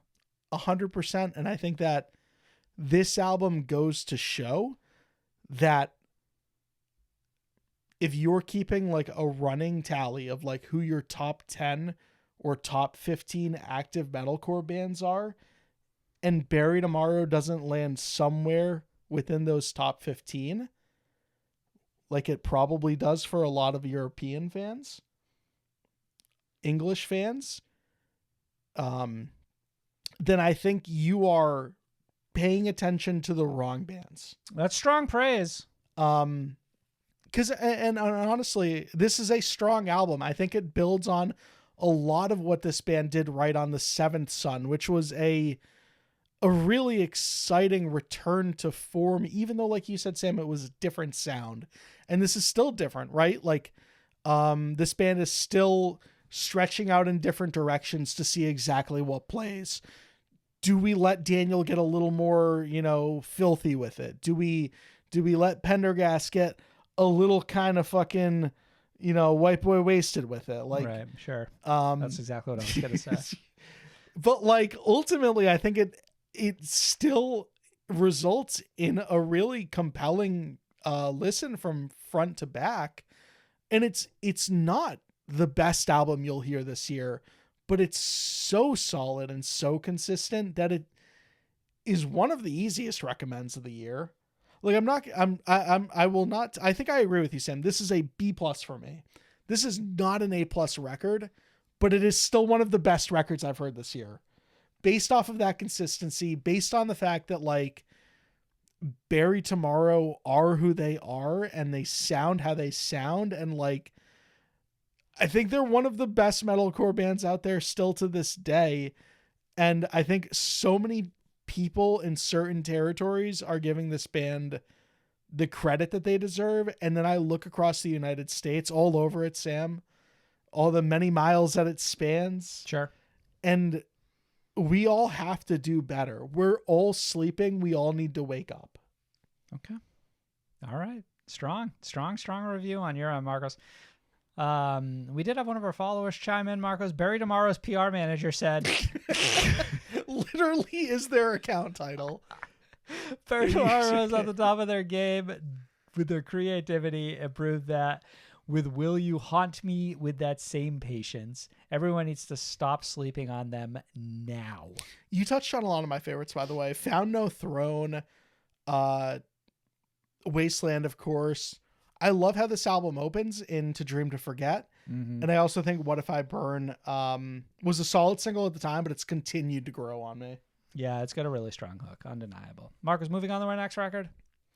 There's a Whole World Out There by Arm's Length. Didn't think I'd last this long, but I proved myself wrong. Out of spite and fear, so I'll apologize in advance to keep the blood from my hands. The pain was all but planned. Look at what you've done. Came out the 16th of May, 2025 on Pure Noise Records. It's the band's second album. It was produced by the now LA-based Anton DeLoss, I think formerly based in like Ontario. Anton has most notably worked with bands like State Champs, co-wrote songs for Heart Attack Man, The Funeral Portrait most recently. And then back to Arm's Length, they have 265K monthly listeners on Spotify. Vocalist Alan Steinberg on the writing process of this record. I had the songs for the last record, he explains, since I was basically a teenager, but I had to write all of these ones fresh, these new ones for this new record. And I quote, continue here. So it speaks more to my life at the moment than the past, even though there's still a good amount of the past on it. But it's how I'm dealing with it now as opposed to being enveloped in it. There's more a sense of being on the other side of it, of seeing it with hindsight. It's still definitely a sad record, but I feel like the tone has shifted a little. I'm probably just a bit more mature as my frontal lobe is developing as we speak. I do like this perspective, and not to repeat myself, but the perspective on sort of the same record from someone who's older and reflecting back on it. Like, it almost makes this feel like very much a sister record to the last one in that way. Totally. Shout out to Pure Noise Record, who sent us this album on vinyl. You can see it right behind us if you're watching us on YouTube. Much appreciated. Marcus, would you like me to start on this one? Sure. This is a fucking tragic masterpiece. Marcus, this is a blade sharpened by a lifetime of trauma. This record makes a strong case that Alan Steinberg is currently one of, if not the best writer currently in the scene. It just has a multitude of sharply written, devastating lines that tear through your soul like a freight train. I think that You Ominously End is one of the most deftly written, heartbreaking songs I've heard all decade, and its nifty little moment of bumping up the tempo and dropping the riffs is so deeply satisfying, not to mention the little acoustic fadeaway that it has on the end. Some of the lyrics that I pulled in particular from this record, Marcos, that really stuck with me, from Fatal Flaw: "Another trip around the sun, why does it feel like one too much?" Or The Weight: "I've seen the shape of my shadow shrink and expand over time, but it proves that there's still light." Or Palinopsia: "Last month you called, but no one calls unless something happened. With you, I'm shocked it hadn't." The Wound: "When I swear on my life, we both know the stakes aren't high." One of the most incredibly sharp, clever, deftly written lines I've heard in a second, Marcos. And then from You Ominously End, which I mentioned earlier, "When I check in, it's like I'm feeling for a pulse." This album is littered with lines like this, and it's an absolute fucking treat to listen to in the most depressing way imaginable. This album is a gut-wrenching journey, a story too painful to share, and yet here it's laid out in all its bloody glory for you to traverse and journey through the pain and passion alongside it and come out on the other side shaken, bruised, and beaten. It has moments where orchestral elements are integrated and it intensifies the proceedings to a disgusting amount. Palinopsia is a perfect example. Arm's length toil and emotional depths that will leave you gasping for air. They have a better sense of convening a fragile emotional state than nearly any of their contemporaries. This is an astounding piece of work that spoke to me and my sensibility in a way few bands can. It is an easy A+. I cannot believe, looking back a couple months ago, that I had any trepidation around this record holding up to the previous release, because now that I've heard it in its entirety, I think that we have another absolutely classic album from a band that is easily becoming one of my favorites within the alt music scene. And we did have higher expectations too initially, right? And both you and I listened to that lead single initially together and felt disappointed. It didn't fully click. Coming out the other side months later, I don't remember what that single was. All I know is that I am head over heels for every track on this album. Beginning to end, had such an amazing ride with this one. My ultimate takeaway is that Arm's Length are a generational talent. Okay. Tom Brady, Wemby, Mm-hmm. Shaquille O'Neal, Mm-hmm. Messi. Mm-hmm. I can keep going, but I think everyone's Let me get a got few the more. Let me get a idea. few more. Babe Wow. Ruth, Okay. Okay. Well, take it deep. A-Rod, Sure. You think of more baseball ones or? Nadal, Yeah. Federer, Yeah. Serena Williams. Okay. We're going all tennis. This is the type of record, Sam, that guarantees a decade from now, potentially 2 decades from now, you going to a show and still seeing people in arm's length shirts. Okay. Like, this is the type of record that really establishes this band as one of the greats, one of those bands that everyone should be paying attention to, as far as, like, they're the gold standard of pop punk, in my opinion. And pop punk is such a terrible in definition the for this same band. way, I get that, but like in the broadest sense, Mm-hmm. In the same way that you go, and I say like to a pop punk show, right? Whatever. But like in the same way that you go to a sports bar and you see someone in a Messi jersey and you're in fucking Tennessee, like you're not supposed to be here, but like that's the type of like generational talent I mean. It's like people in Miami walking around in a Kobe Bryant shirt, right? Like, You're talking about the guys who wear Slayer shirts to a metal concert because they know Paul. Yeah. Exactly. So like I think that this is really the type of record that establishes that type of longevity for this band. Right, an album that'll stand the test of time. First album, incredible. Oh, is this a one-hit wonder band? No, they come back and release an even better album for their sophomore record.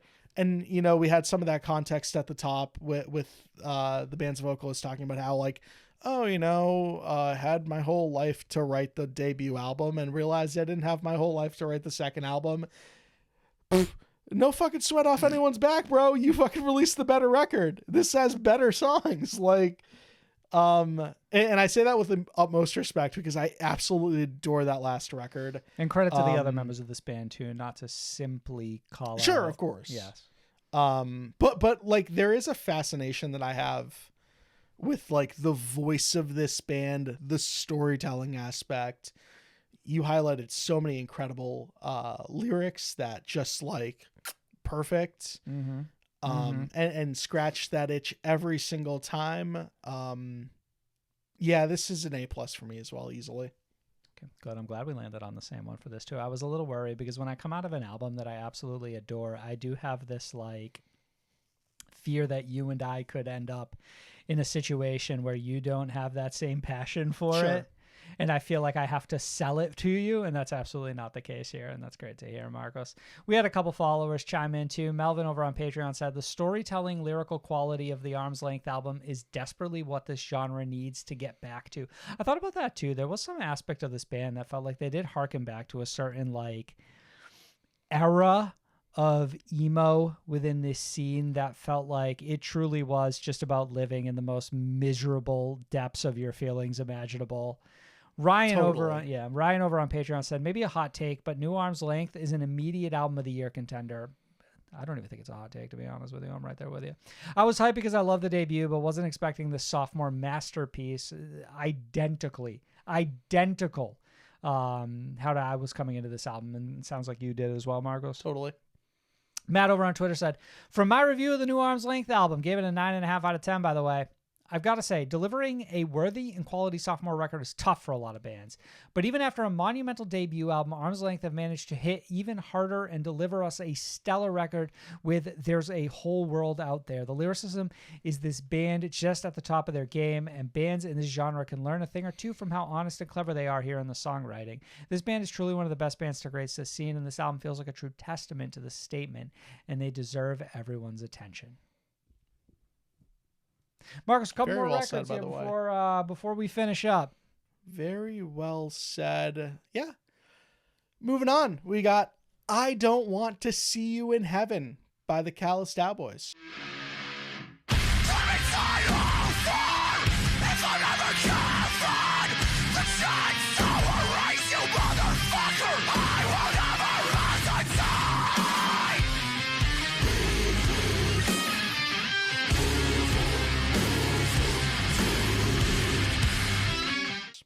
Released the 16th of May, 2025 on Monarch Records. It's their third record, and it was produced by Atlanta-based engineer Dom Maduri, and Daoboys vocalist Carson Pace. Band have about 100K monthly listeners on Spotify at the time of recording this. Solid for a fucking mathcore band. I'll say that. That's fucking band. good for a mathcore band. You got to fight for every single one of those fucking monthly streams. You know what I mean? Totally.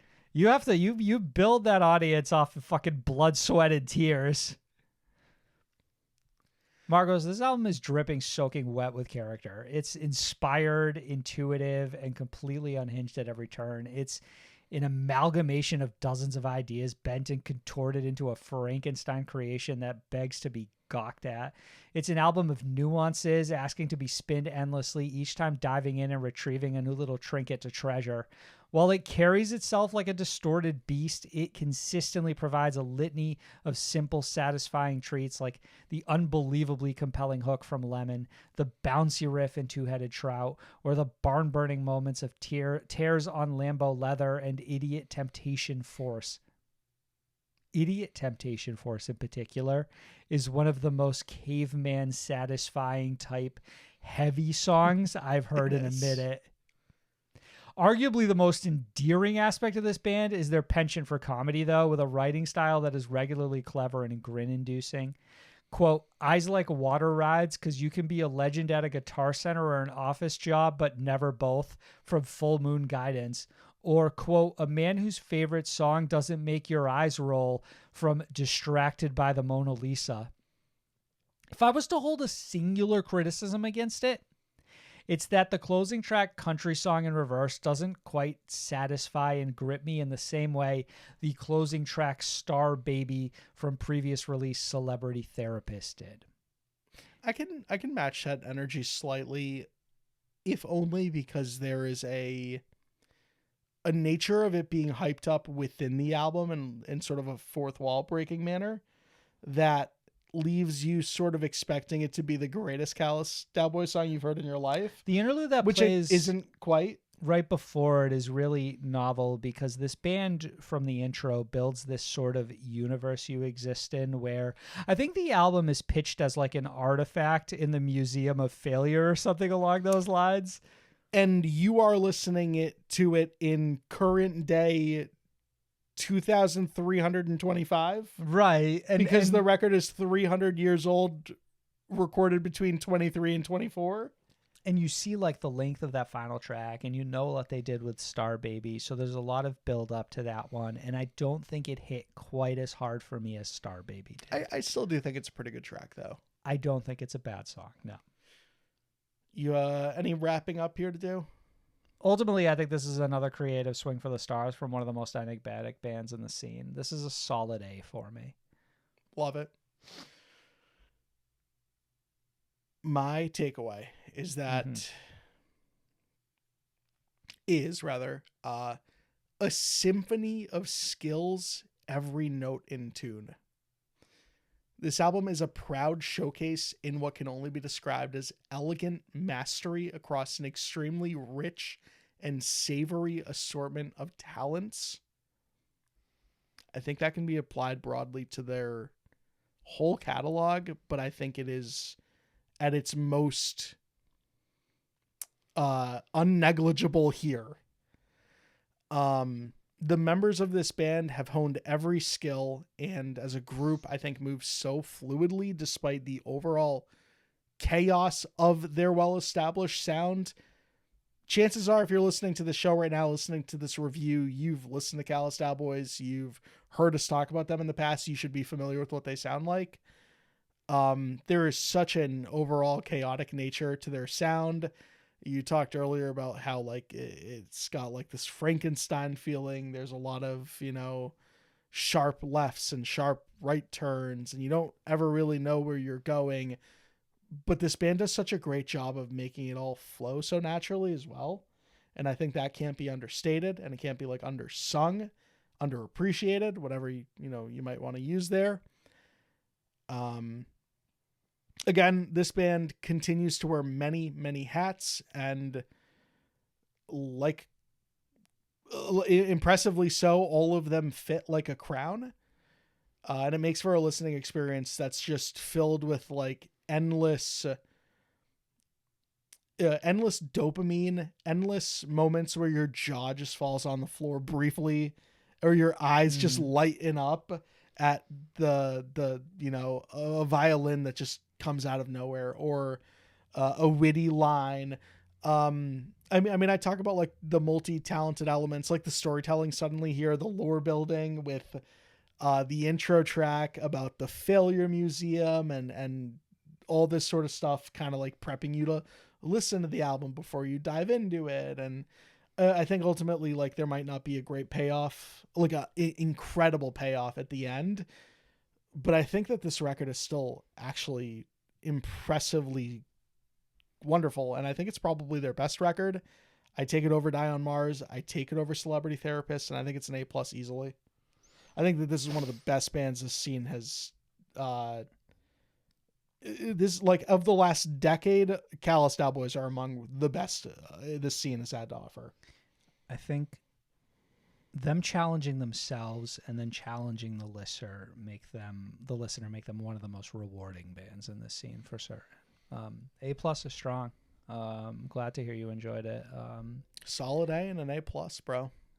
That's nothing to be sad about. Marcus, before we move on, our followers, Vic said, last 60 seconds on the Callous Daoboys record legit gives me chills when listening to it. So damn amazing. It's 60 seconds of silence. Senator Slowstroke said, each Callous Daoboys song on that new album felt like I was being hit upside the head with a constant rotation of objects and instruments, but I loved every hit of it. Such an incredible takeaway for That's someone a with really- such a that's- deeply silly fucking user. So dumb, yet I feel and understand exactly what they mean. I thought that was very well written. It's just incredible coming from someone called Senator Slowstroke. That's all. Marcus and finally Dylan said the Daoboys album has done irreversible things to my brain chemistry. Somehow it is both the most eclectic collection of tracks I've ever heard on one album and also some of the most introspective and vulnerable at the same time. I don't know how they do it, but I'm glad they do. And finally, Marcus, one last record. Last but not least, Afterglow by Sleep Theory. Says he loves you, but I know how you feel inside. Your eyes say everything. I know you've been trying to hide. Don't try to fight it after all you've been through. Got your head in the clouds, something bringing you down. I could be the gravity that brings the ground to you. It released the 16th of May, 2025, out on Epitaph Records. It's surprisingly this band's debut record, seeing as how they've only been around since 2 years ago, 2023. It was produced by David Cowell, who's kind of seemingly only worked with this band in the recent past, whatsoever. And the band holds about just shy of 2 million monthly listeners on Spotify. Actually, the most popular band that we're discussing this week by those numbers, by those metrics. I think it's fairly incredible for a metalcore band to hit 1.8 million monthlies before dropping their debut album, which I think really speaks to Insane. the success story that Sleep Theory are. I think this is refined to perfection in a way that ends up kind of detracting from the overall experience. Well, it's plain that Sleep Theory have an incredible knack to write punchy hook-driven bops. It does feel like what works so effectively from a single release structure does cause the overall album to kind of blend together as a finished project. It lacks any interesting pivot or creative risk to really give you something to chew on as a listener. Ultimately, the band brings an admirable energy to these tracks, selling them with every ounce of intensity at their fingertips. The vocals, whether they're the harsh cries of Daniel Pruitt or the swooning melodies of Cullen Moore, are immaculate. The singles remain the absolute powerhouse tracks on the record. I still think Stuck in Your Head and Static are easily my standouts. I also enjoy that this band has a knack for an upbeat ballad, like recent single release Gravity, which dropped the day prior to the album hitting. And the overall positivity and heart found throughout this record is warming. I think that this is like an enjoyable pop rock record, a lovely companion for a sunny summer day drive, but I am left wishing for some more interesting twists and turns from this band in the future to help break up the sing-along anthems. I settle along a B- on this. Above average band, talented group, but I think that in the future, I'd like to see a little bit more complexity within their albums to make that a more unique listening experience. All valid criticisms and, of course, valid compliments as well. I don't exactly agree with all of it, but I don't exactly disagree with all of it either. Okay. So, real quick, my takeaway is that one album to their name, but ... we can go ahead and retire this band's jersey in the catchiest bands to ever do it. Hall of Fame alongside the rest of the greats ... And you can do that shit tonight. Okay. We can get that shit done tonight. Okay. I think with this collection of songs, Sleep Theory pick up the barely lit torch issues left behind. It not only rekindles the flame, but lights the whole torch ablaze. Tracks like 3 and Stuck in My Head firmly establishes Sleep Theory as one of metalcore's most bona fide hit makers, alongside the likes of similar bands like Rain City Drive, I Prevail, Caskets, those types. And I won't push back, Sam, that this is a record that does lack in things that I conventionally look for in the listening experience of a full record. You know, unpredictability, larger overall themes, concept, sure, all that sort of stuff.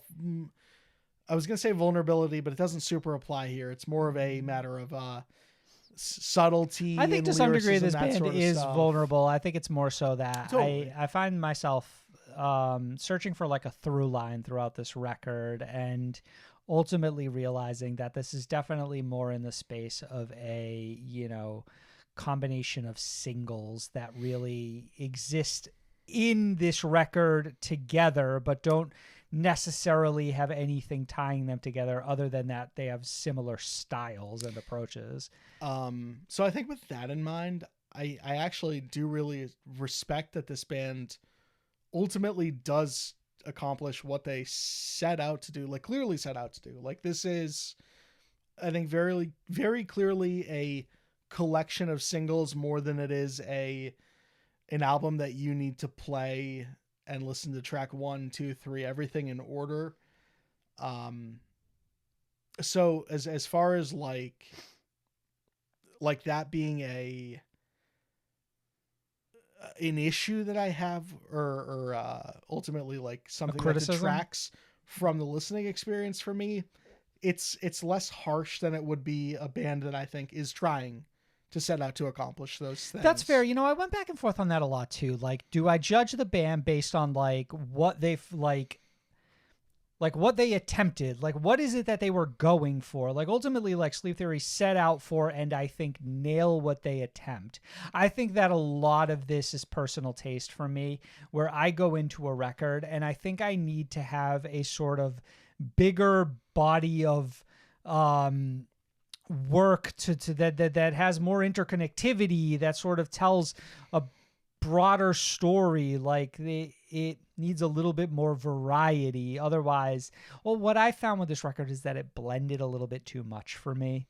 See, that's where that was specifically the phrasing that I really disagree with. That's the one that you get caught up on? Okay. Is the blending. It's like, no, I feel like I listen to every track on here and each of them have a unique enough identity to where I do find myself easily plucking out which track I am listening to.